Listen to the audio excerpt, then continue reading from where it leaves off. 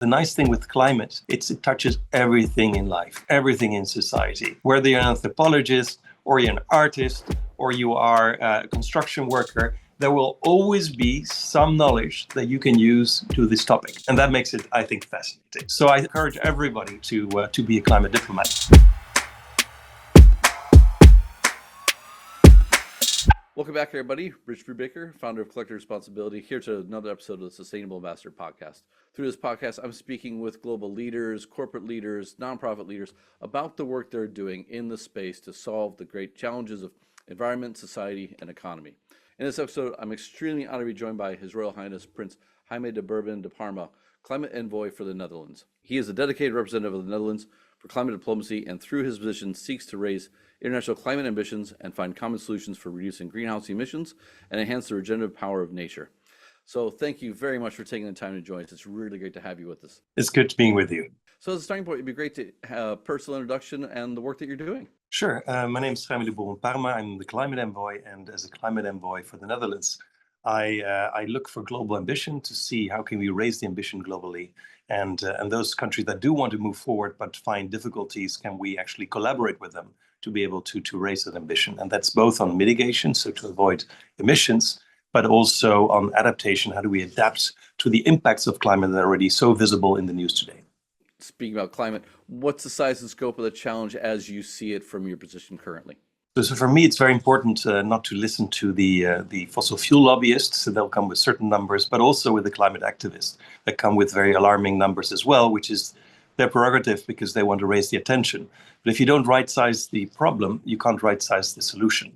So I listen to the scientists, and the scientists are saying that before the Paris Agreement, we're moving to a world that was 4 degrees Celsius increase of temperature, and that's catastrophic. Now that we get together, and since the Paris Agreement, the world looks like it's going to a 2.1, 2.8 degrees Celsius, which still way too much. But it's a big step forward of collective action that we've seen, and that is if we implement all the ambition and the plans that we've promised during all the climate summits. So we need to make sure that that ambition and the implementation go hand in hand, and we keep on pushing towards implementation. Well, speaking of I guess the implementation, how do you translate the science into consensus, into meaningful action? I think this, particularly in the last 6 to 8 weeks, we've had a lot of, like, the U.S. has obviously been pulling back, but we've been struggling with this for a number of years through a number of COPs. Through your work, what have you seen works to kind of translate that frame or that vision that you see in the science you're hearing in action? What have been some of the things that you have delivered from 4 down to 2.1 to 2.8 that you think are really important? No, very good. So first, it's awareness. UNDP did a census last year. It was called the People Climate Vote, and it indicated 80% of the populations globally believe that their own government needs to do more on climate action. So the awareness is there, and the sense of urgency. Now, certain population will say, well, first focus on jobs and then on other things. There's always the tension between the short term and the long term, but the awareness is there, and that's number one. Number two, if you see the climate summits every year, every country in the world, and maybe next year the US will be stepping out, but every other country in the world is present. And every year, if we thought this was a side issue, we would skip one of the COPs, saying, maybe this COP's not important, we'll go to next. Every country in the world will send delegations. And for countries like the Marshall Islands, Tina Steger spoke, that's the climate envoy of the Marshall Islands. She said, there is no other platform in the world that I can fight for my existence. So it's important. Now, we've made a lot of plans, etc. This year is all about coming with new climate plans. We call it national determined contributions. And every country will need to present the next 10-year plan, but also course correcting what the previous 10-year plan wasn't achieving yet. And we need to move from dialogue, from negotiators to implementers. And that's the big challenge right now, that we need to find a way to create a platform where we have on one side all the projects that are there for mitigation, say on energy transition, and all the finance that is available both from governments, but also from the private sector. And we're looking at several different platforms to see how can we deliver on that. Now, in the past, we have we're trying that now with South Africa. We call the Just Energy Transition Partnership, where we've mobilized $8.5 billion to help them jumpstart that transition. And when South Africa saw that on the table, it really changed their minds. First, they were just looking at national finance to be able to do it, or ad hoc from international institutions. Now it was all consolidated in one clear plan. The same thing we're doing with $20 billion with Indonesia. And we're looking with Vietnam to see if we can do the same thing. So these are models to see if we can bring different parties together with a clear plan of implementation going forward. Yeah, actually, I'll be in Vietnam next week, and we're talking about the role of the U.S. pulling out of this plan. But how do they move forward, even like locally, and how they allocate more resources through their own national budgets? I mean, I feel like it's a transitionary time where you have this move of kind of global alignment more down to like, let's solve local issues. You have this need to develop the next 10-year plan, and as you said, kind of course correct some old things, and we need to align the finance. So I'm curious, in your role, how challenging is this time? And is it more challenging now than it was, say, 10 years ago or 15 years ago when it was, when it was COP15, when that was like seemed like the big moment in the watershed at that point? Like, is it getting more difficult, or do you think actually it's getting easier to make progress? But yeah, some states are kind of slipping along the way. So you always have the immune system of countries reacting to change, and change has three noises, I would say. One is the noise of protest, because you don't want to make the effort to change the things as they were. There's also fear for change, etc. The second one is the noise of pain, because the change is actually not working and you're stuck. And the third noise is just political noise, where you just try to look geopolitically and blame others and make yourself look good by making others look bad. So the third you need to counter, and there's a lot of fake information, etc. That you need to counter. The middle one of the pain you need to ease. But the first noise of a lot of noise of change, that's good noise. That means that the big tankers are shifting course, and all that steel is just shifting correction, and there'll be a lot of protests around it. So that I'm always trying to discern what sort of noise am I hearing.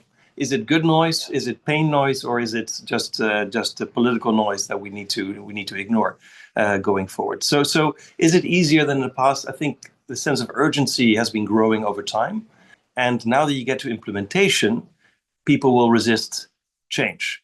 And there we need to help people how to be able to make that step forward. I mean, it's people's individuals, you and I, that don't have to change our life patterns, but mostly it's actually countries. And those countries that can move faster than others, are more nimble than others, have different concerns, and we need to really talk to each other to see how we can help each other move forward. Because we have one team, and it's Team Humanity. So I believe in that, and I think it's so on that side, it's we're moving from talking to doing. In a way, a lot of the economy is already shifting towards the green economy, not because we have to, but also because it makes economic sense. The price of renewable energy is so much more cheaper now that even in Texas, which is a red state, a Republican state, there's a lot of investment in renewable energy, not from any sense of social responsibility, but because it just earns a good return of investment. And same with electric vehicles and many other green economy solutions. So in that sense, it's easier because a lot of these solutions are already making sense and continuing. And what we need to do is a lot of solutions that are still in leading economies, say the US, Europe, and China, they need to permeate into the other economies in the world that have more hurdles for these new technologies to be able to implement. On the other hand, you see the pushback of politics and the US stepping out of the Paris Agreement again and actively undermining the climate solutions. That's a new challenge, and that's not welcome, of course. But we have to remind that the US is about 12% of the current emissions, 88% of the global emissions. The people that emit it are still around the table and talking. So we have enough clout. It's not that the balloon has burst and that's the end of climate. We can work on these issues with the rest of the world, and we have to. And in the US, the 12% emissions that they have, they're already decarbonizing for years. And that will continue just because the green economy makes sense. So I'm not as skeptical about the political noise that we hear, and that's the third category, the noise side that I hear from the US. And we work with the US on many levels. The federal government, less now, but we'll be working with the states, with the cities, with the science, with the private sector, and that will continue. So it's differently challenged now. It is quite tough. It is an uphill battle, but as a professional, I like a challenge. We have to do it differently. We have to be more creative. I love how you're framing some of these, and I come back to kind of, I'm going to try and bridge two topics here because I operate between really Asia primarily. A lot of time in Southeast Asia right now, talking with various actors because they're at 3 to 5 degrees already if you're in the cities on average. But then I spend a lot of time back in the States, about a third of my time in the States. So I come from a red state, so I have a lot of conversations about like what the impacts are. And I've always had this idea that tangibility really is so vital to moving, from like that second defensive position into the first offensive position against these topics. And that might be, say in the US, you were mentioning the economics of renewables has changed. But I also feel like because the US and maybe large parts of Western, they don't have 3 to 5 degrees yet. Like their farmers are seeing a little bit here and there. They're not fully exposed to the pain. So where in the global South, they are feeling it. And if I speak to people in Africa or Southeast Asia, they're 3 to 5 degrees, pretty standard conversations right now. 7 typhoons in 6 weeks in the Philippines last year. Like they're feeling it, but they don't have the resources. So kind of to that second point, like how do you mobilize the resources from the global North into, where they're a little bit more comfortable, they don't have quite the painful catalyst to even participate? And how do you get them to engage and understand, like, we need to really work with these technologies, these deployments, and financing the solutions for those who are feeling it? Because for them, they're the ones who are going to be really finding that balance the most difficult. So if we focus on the private sector, it will only invest there where they can make a return of investment. And so what we need to do is to make sure that the hurdles that stop that investment going to the global South are taken away. The cost of finance for a solar park in the Netherlands versus a solar park in Kenya is that the cost of finance in Kenya is 7 times higher than the Netherlands. And so if you want to invest, you'll lose a lot of the investment, the margin, into financial costs going into Kenya. So then you have to analyze what are the reasons. And one is financial, the foreign exchange risk. You're borrowing probably in euros or dollars, and you're earning a return in Kenyan currency. Is that risk? You can hedge that. So and how much does the hedging cost? Is that a correct price? What are the political guarantees that the World Bank or other institutions are giving to cover that? Is that sized well? What are the rating agencies, the commercial rating agencies, Standard & Poor's, etc.? How are they viewing the risk in countries like Kenya? And if the risk is portrayed very high, the cost is going to be very high. But if it's actually right-sized, the cost can go down. So all these things we're now mapping out to see how do we take the hurdles away to get finance going from the private sector into big projects in the global South. And we can also hedge it not just with guarantees, but with grants from governments through multilateral banks that can take a bigger risk, a bigger hit, so that you can leverage the private sector for the lower risk portions of the portfolio. So these are all kinds of structures that we're looking at right now to see how we can flow the investments of new technologies of the global North to the global South. And by the way, North-South is not a great division anymore. China is the second economy in the world. You're sitting in it, and it's now the second historic pollution in the world after the US. It's equal to the EU. So there is a lot of countries in the global South that we've seen as developing countries that right now are super developed. South Korea is one of them. Singapore is another one. Saudi Arabia, the Emirates. There's a whole list of countries that are now part of the solution to develop new technologies and also deliver it to global South, not just Europe and the United States. I want to go back. You mentioned we're trying to find these pathways, trying to bring resources together. Can you talk a little about your team, not just like you're the climate envoy and who you're speaking with other, say, envoys or ambassadors, but who are you bringing, say, in the private sector, in the finance sector, and other sectors along with you to identify these opportunities and to kind of make business cases, craft solutions, bring deals together, to the benefit of multiple parties? Like, who is the we that you're mentioning, and how do you bring a portfolio approach to this beyond, say, the the agreements at COP or maybe some regulations at your national level?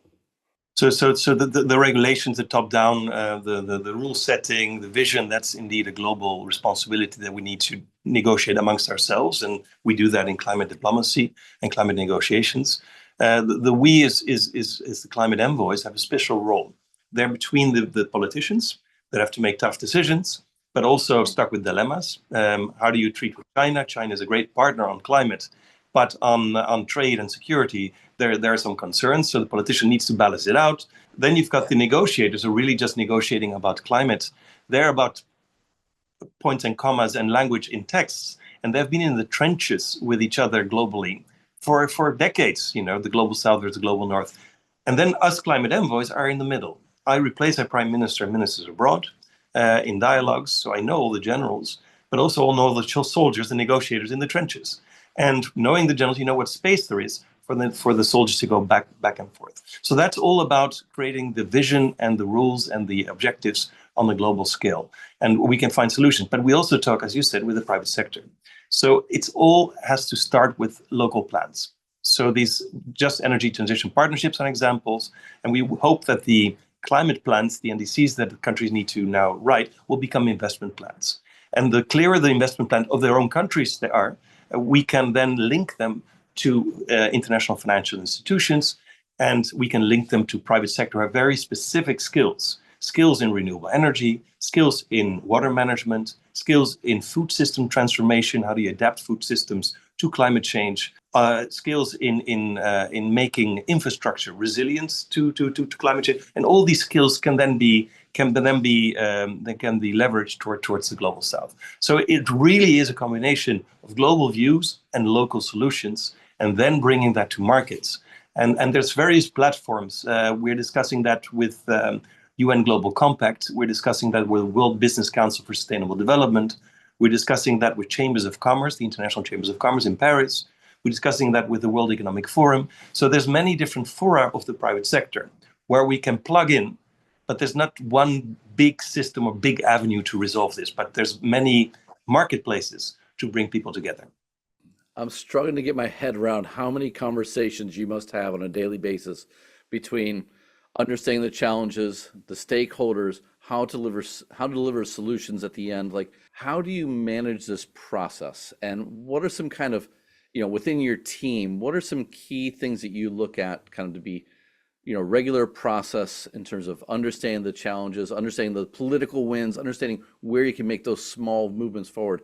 And how have you learned to maybe, release yourself of some of the noise so you can keep going forward, or making a forward progress? So it sounds very complex, but I've been at it for 3.5 years. It's a five-year position. So you do grow into it. First, you grow into the negotiations to understand it, and every climate summit has its own rhythm and own topics that are there. So every year you shift your attention. From last year we talked about climate finance. Now we're going to talk about climate plans. So every year there is a different element. So that helps structure your mind. And then organically you grow your relationship with the global players. And this year it's very important to keep the ambition alive. Now the US steps out. What does it mean? Will other countries step out as well? I think a lot of countries that were contemplating that suddenly realized that if they step out of the Paris Agreement, they don't have access to climate finance. So but we need to be in contact with everybody to understand who's taking up this space that the US is leaving behind. And is that going to be Europe? Is it going to be China? Or are we going to do it jointly? These things are questions. So every time in the year has a different focus.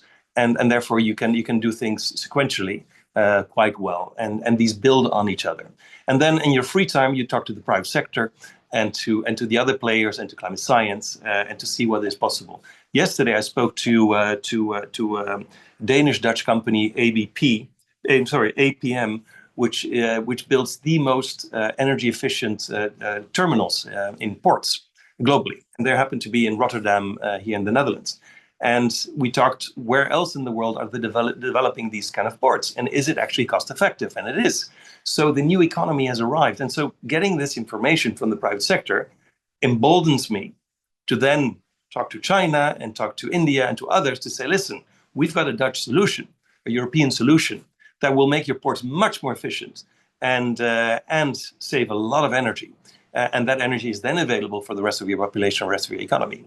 And these kind of discussions can only happen because the real economy is actually happening. And I take time to talk to those actors. Yeah. Now, I find it fascinating because I've known a lot of Dutch companies that have been making a lot of progress. I know a lot of Chinese companies that are making a lot of progress, but oftentimes this is framed now almost as a security issue or like these barriers. It's like we should be working more closely together. And I'm curious, when it comes to the commercial arrangements, do you have a role there in helping to kind of make sure that those are made easier, that the terms are a little bit more balanced, like that you understand the challenges to deployments? Is that part of your writ as well? And if so, like how do you like what are the tool sets that you bring to that, commercial conversation to make it a little bit easier?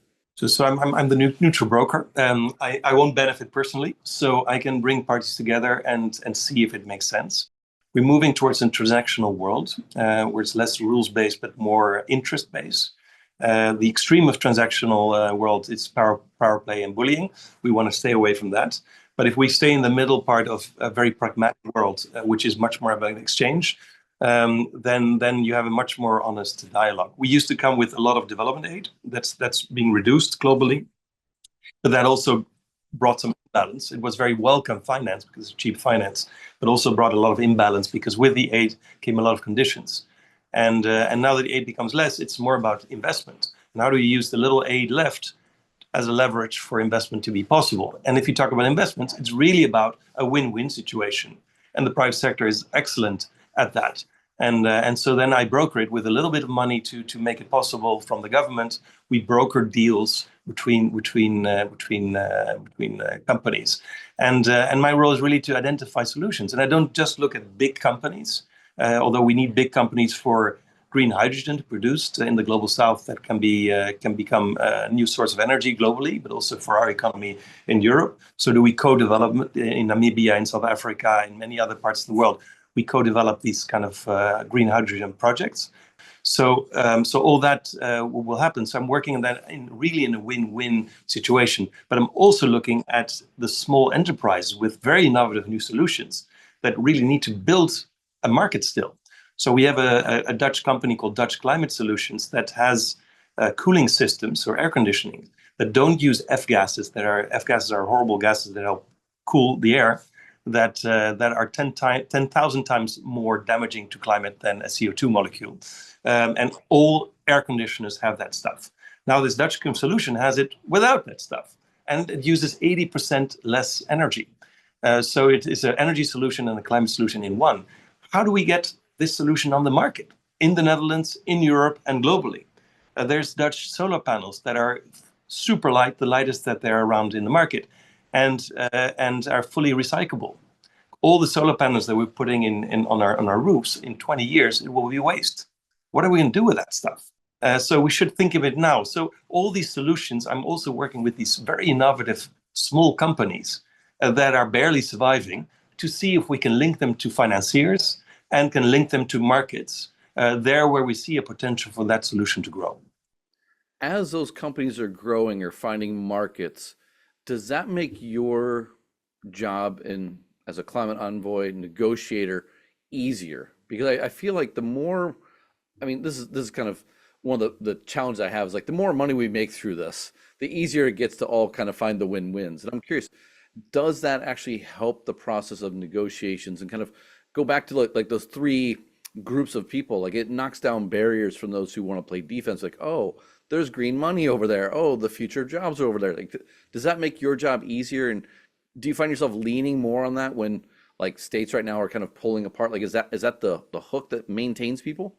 Yeah, that is the hook that maintains people, and there are some real jobs in that space, and the economists are calculating now and seeing that it is happening. It is irreversible. It is now part of our economy. I'm driving an electric car. So that new economy has taken place, and those jobs are already there. And if our car industry doesn't move on, we'll lose the car industry in Europe. So that's already a sign that we've moved into this new economy, and that we want to be part of it. And that story is very powerful. And then you get away from the just negotiations towards the real economy and what's actually happening in society. And that's actually where we want it to be. We don't want to be just negotiating that forever. Yeah, and actually, that last sentence kind of resonated with the fact that, the EU, I think, is going to be distracted by other regional concerns, be it, the allocation for Ukraine or for domestic policies where, there's a shift right, believing that people, just went a little bit too far with ESG or DEI and things like that. Like making this economy work, I think, is one of those things that just helps make the whole process a lot easier. So what you'll see this year during the climate summit in Brazil is that we'll be disappointed about the ambition of the climate plans of all the countries, because politicians are inherently conservative. They don't want to overpromise, they hope to overdeliver. If you then would see, besides all the climate plans, if we make a synthesis report summarizing it versus the need, which will be then falling short, and we actually make a synthesis of what's actually happening in the energy space, we'll see that the real economy is way more bullish and optimistic than what politicians are going to write on paper. So look at that space. And if I'm right, then actually the world is moving faster and better in certain direction than we want to give ourselves credit for. But we're still headed towards that 2.8, 3.1 range. So when you look at, say, these negotiations or your work, how much over the last few years has moved from, say, mitigation to more adaptation, resilience now? And do you think that conversations, like, say, in the next 1, 3, 5 years, are more likely to tip that way as, countries become really concerned about the fact that we may not maintain that 1.5 or even the 2-point goal. We may end up in 3 range, and that has a lot more kind of, systemic impacts to food and cities and, livelihoods and healthcare in the cities. Like, do you think there'll be more space towards that going forward? So I think yes, because we're already seeing the effects of climate change with current temperatures, and they can be quite devastating. I always try to look at the lens. Not every natural disaster is climate related. We have to be very, very careful, not too activistic about it. But we'll let the scientists indicate how much of a natural disaster actually contributed to climate change and how much worse, because natural disasters happen anyway. Has it increased in intensity or in occurrence, how often it happens? That can be attributed to climate change. And then the vulnerability is often also a society thing. We have more people on Earth than we had 10, 20, 30 years ago. And we have more stuff because the world became richer all over. So if you calculate in lives lost and in physical harm to infrastructure, we became more expensive and more populous. So there's going to be an impact there as well. But that also shows that adaptation is becoming, resilience is becoming a much bigger topic. The best adaptation is mitigation, so to avoid it. So we should still keep on focusing, keeping the temperature as low as possible. But meanwhile, there is a lot of knowledge and skill from the private sector and finance that needs to go into adapting towards a new world. As you said, first of all, infrastructure in cities. Look at Valencia, that they had a wipeout because of bad infrastructure, and that was in a Western country, in a Western city in Spain. We need food systems, so we need to be secure globally to have the access to food. We've been underinvesting in farmers globally and overusing the land, so it needs to regenerate and to become much more resistant to climate change. I was in Colombia 2 weeks ago, and it was all about agriculture and how do we adapt it and what sort of Dutch techniques do we have that we can share with Colombia to make it more resilient. Why are we doing that? Because the Netherlands is the second biggest exporter of food after the US. And it's not because we produce hyper good foods in the Netherlands, we do, but we also are a massive trading hub. So all that food stuff from Brazil and Colombia will come through the Netherlands to the European market. We add value and then we sell it onwards. So we want those supply chains to survive. So it's also in our direct economic interest to help Colombia resist climate change. So adaptation is becoming incredibly important, and the transport sector, and so it's all over. How do we adapt to a new reality? And for that you need the finance is different, because for mitigation you think of projects like renewable energy that can make an immediate return of investment. If you look at adaptation, you're avoiding costs. There is some areas where you can make money on on adapting to climate, like agriculture. You can actually make money because, but for many, if you climate safe your infrastructure, you're avoiding costs because the cost to build a new dam is way higher than just reinforcing the current dam. So that's avoiding costs, and there, you need to take loans, and for those loans, that's expensive for many countries. So can we do some concessional finance, or where we can kind of subsidize, as the Global North, some of those loans to make them available? And then you've got those projects that don't make many money and don't save money, and then you get to the whole vulnerability side, to loss and damage and issues of humanitarian aid. How do you help people that haven't been able to protect themselves, and how do we support them? And the humanitarian aid, I feel that remains, except for the US, but that's an area where global populations feel a lot of solidarity. So I hope that will remain. And that's the most difficult finance to get, because that's gifts. You sound a lot more like a macroeconomist than you do, say, a climate activist. And I'm curious, like, how much does an understanding of economics, supply chain, is that equally important as the human impact of climate change when it comes to the work that you're doing and the way that you engage individuals? Because I feel like activists, and I've spoken to a few that are in a similar seat as yourself, if they're too activists, they just keep hitting the wall. They can't find their way through. But if you're too, market oriented, then you're viewed a little bit different. So how do you balance that? And do you find that the understanding of economics is a value add to these conversations? It brings people along when people are looking for those commercial win-wins, or do you have to kind of, play the activist role as well in certain roles? So the biggest polluters right now are not governments per se. The biggest polluters are our private sectors.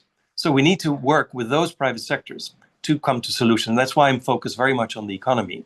But my background, I did study economics, but my background professionally has been in conflict zones, in humanitarian settings. I've seen the poorest of the poor in the world, and working with those in absolute direct peril, and refugees, etc. So that's my background, and I want to avoid that scenario for the rest of the world. So I come from it from a very conflict management point of view. I want to avoid disaster on a social level, and therefore I'm going to kind of safeguard this space on climate so that we don't need to go that path. And if you just look at refugees, 85% of refugees who flee the country, they stay in the region. So they go from Somalia to Kenya. And but if Kenya becomes unlivable because of climate, all these people will have to move somewhere. They'll go to South Africa and they'll go to Europe. So I want to avoid that kind of situation where people have no choice but to be on the run. And so I come from a very human perspective. Then I use economics for solutions, and I use diplomacy to knit it all together. Do you think that grounding in your previous work gives you a much more tangible perspective on the things that you're fighting for, the paths you're trying to create, and the arrangements you're trying to negotiate through? No, absolutely. I mean, I think everybody who would take my job will bring his or her background. The nice thing with climate, it touches everything in life, everything in society. Whether you're an anthropologist, or you're an artist, or you are a construction worker, there will always be some knowledge that you can use to this topic. And that makes it, I think, fascinating. So I encourage everybody to be a climate diplomat, and to join wherever you can, because everybody has something to bring, because we have got a life, we've got a family, we've got interests, we've got there's all kinds of levels where we can make a difference in our work. Well, if someone were to become a climate diplomat, what should they do? What should they know? What should they study? What are some experiences they should bring, to the table? So are we talking to young people, or people latecomers that want to become a diplomat? No, for young people is to I mean, it doesn't really matter what background you have, but it's useful to have a kind of a practical background, understanding a specific sector or a specific skill set, etc.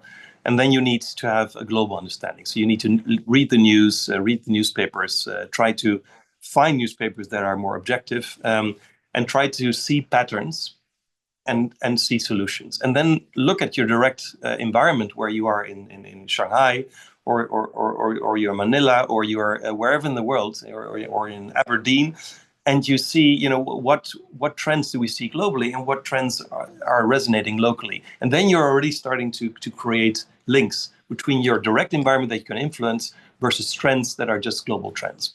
And that's what climate diplomats do. But just think that's what investors do. That's what teachers do. That is what many other people do in the world, are trying to look at global information, global issues, and explain that or use that nationally. And my job is exactly that. So it's not, a diplomat is not an unreachable layer of very exclusive people. It's a very human job that you try to do, and you do have to deal with a lot of complex information. So you need to feel comfortable with that, and find a way to simplify it in your head. I mean, it's ironic you say that because we met over LinkedIn. Like you're a very accessible individual. So, if they're on the starting path, and you were to just recommend they're coming out of school, should they apply to be part of the foreign diplomatic corps and find a career there as a starting point? Should they work for a global NGO and go out in the field? Do you think it'd be better to be, spend some time in supply chain, or is each one different, and then how they get there is just get there at some point? It depends per country how it's organized. Some ministries of foreign affairs will want to recruit straight out of university. In the Netherlands, they encourage that you first have a work experience before entering the foreign service.